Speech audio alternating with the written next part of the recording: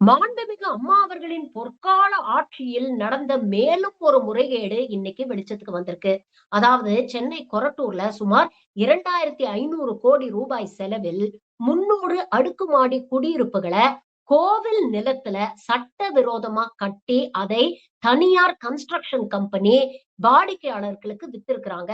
அந்த வீடை வாங்கி பாதிக்கப்பட்ட அந்த குடியிருப்பு வாசிகள் இன்னைக்கு டிஜிபி அலுவலகத்துக்கு வந்து கம்ப்ளைண்ட் குடுத்திருக்கிறாங்க. அதாவது 15.45 ஏக்கர் கொண்ட இந்த இடத்துல கிட்டத்தட்ட 2036 வீடுகள் உள்ளது. இந்த வீடுகள்ல வசிக்கக்கூடியவர்கள் தான் இன்னைக்கு டிஜிபி ஆபீஸ்ல வந்து கம்ப்ளைண்ட் குடுத்திருக்காங்க.